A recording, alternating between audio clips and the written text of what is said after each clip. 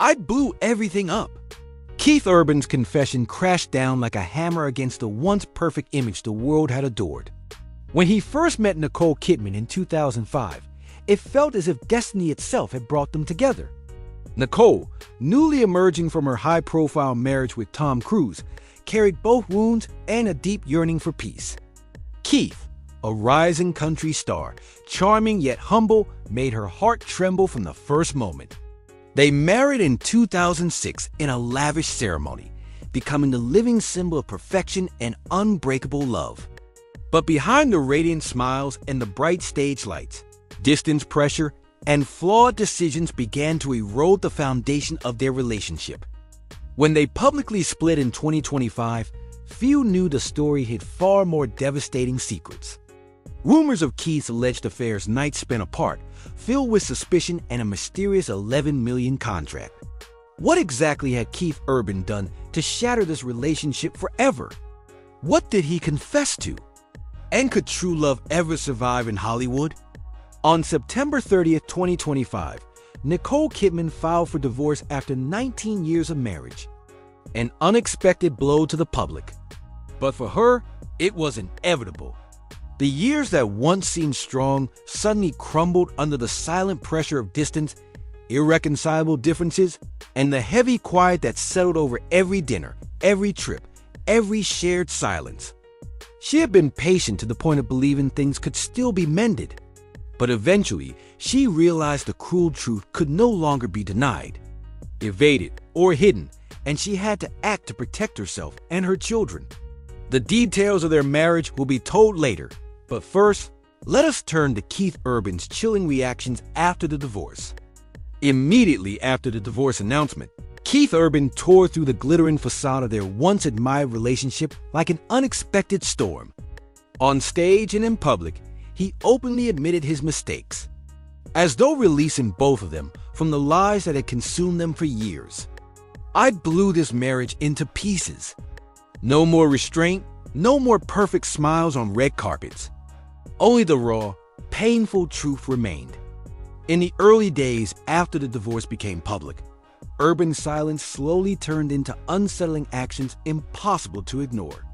Tour schedules stretched on old songs were chosen and rearranged and even modified. Lyrics left people wondering whether he was sending hidden messages or merely spilling his emotional turmoil. Lyrics once meant for Nicole became the spark, igniting rumors of infidelity. Calculated winks on stage moments where every spotlight sharpened the cracks already forming. Rumors about Maggie Ba, the young guitarist, began spreading. People whispered that she wasn't just a colleague, but someone with whom Urban found connection during stormy days. Her appearances at shows, combined with Keith's altered lyrics in The Fighter from Baby, I'll Be the Fighter to new emphasis directed at Maggie, felt like a silent public declaration, shaking the public to its core. Every gaze fell on him. Every murmur echoed in the hearts of fans who once adored the couple.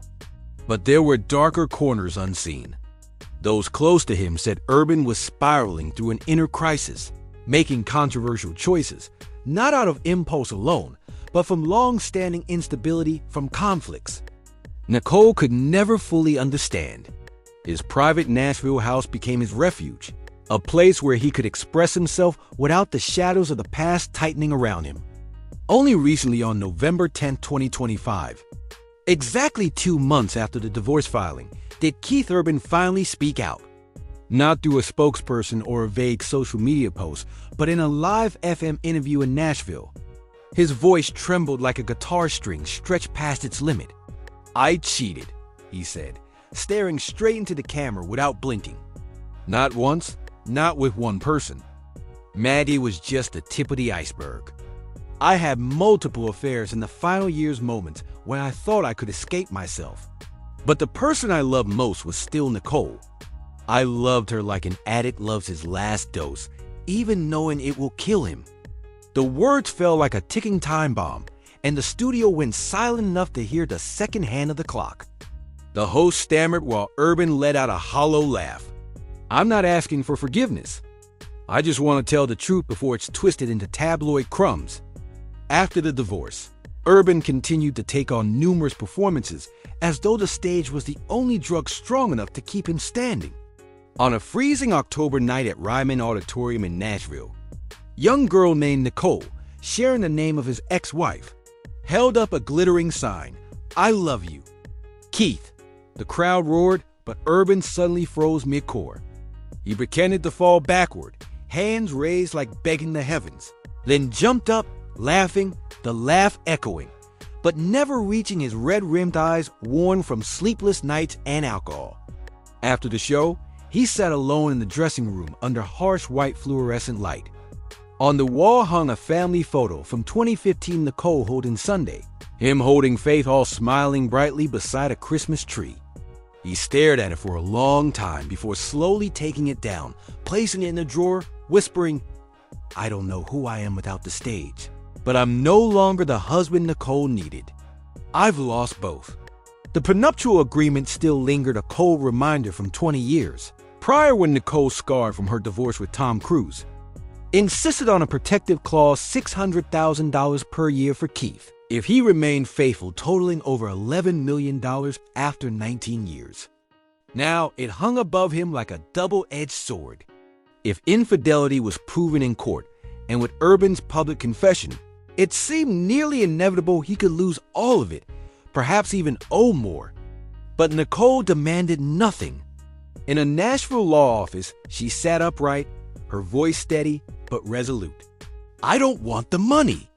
I want peace for my daughters. Sunday is in high school. Faith is only 14. They shouldn't grow up in legal warfare." She sought primary custody 306 days a year, leaving Urban 59 days, enough for him to remain a father, to teach guitar, to take them to the park, but not enough to cause more harm. "I gave him my whole heart," she told her lawyer, eyes drifting toward the window where Nashville's drizzle fell softly. "Now I only need to keep what's left for my girls." November arrived, bringing cold to Nashville, seeping through alleys and across streets where country guitars still echoed.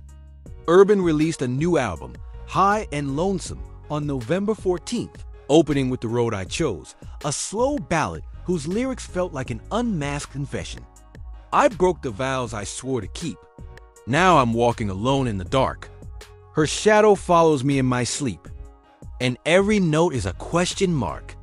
Fans sobbed at the listening event, some shouting, "We forgive you, Keith," but he only bowed his head, whispering into the microphone, "This isn't to ask for forgiveness. This is an apology to the woman who saved me from myself, and I repaid her by destroying everything." Meanwhile, Nicole was at Paris Fashion Week dressed in a blazing red Balenciaga gown, her heels striking the runway like a heartbeat. Nicole held no hatred, only exhaustion. She closed her eyes, letting the distant music wash over her, remembering moments of joy, tenderness, and wounds she had endured. 19 years, she whispered to herself, enough to build an empire, enough to tear it down. Her heart was both strong and fragile, clinging to the peace she sought for her children. While Urban wandered between stage lights and darkness, confessing his sins and searching for redemption through melodies and lyrics, Urban knew that each night on stage, every gaze measured him, every note resurrected past mistakes. He wondered if he could ever reclaim the image of a man, a husband, or if he was now nothing more than a star suspended between lights and loneliness. Each song, each lyric was another confession, another public wound, yet also his only way to face himself, and Nicole, who remained somewhere far away where light and shadow intertwined, where memories clash with the present. So why did a marriage once seen as perfect, powerful, admired worldwide collapse so catastrophically between Nicole Kidman and Keith Urban? What secrets, what choices carved their way into their hearts, turning the brilliance of fame into ashes of sorrow? Let us turn back time to the beginning, where every tremor, every promise, every unfulfilled dream first sprouted, where tragedy remained hidden yet quietly grew. From her first marriage with Tom Cruise, Nicole Kidman had endured harsh emotional trials. At 23, she was too young, too inexperienced, and somewhat dependent on Tom for major decisions. For years, she believed her love for him was mad, willing to follow him to the ends of the earth, but later admitted she had been naive and easily hurt. Their 2001 divorce delivered a deep emotional shock. She once confessed that even an Oscar couldn't feel the loneliness inside her. After the divorce, Nicole faced a long period of healing. She learned that success and fame could never replace the need for safety, closeness, stability. Her experiences with Tom made her cautious, yet also left her longing for a partner who could offer peace after the storm. When she met Keith Urban in 2005, she sensed something different. They found each other at the G-Day USA Gala in Los Angeles. Though both Australian, they had never met at home. Their eyes met an inexplicable spark, as if two souls recognized each other in a foreign crowd. Nicole later recalled, "My heart skipped a beat in that moment. There was something peaceful yet magnetic about him." Keith smiled, nodding to a friend. "She's unlike anyone I've ever met. I don't know why, but I want to talk to her." After the event, Nicole gave him her number, but he remained silent for 4 months. H.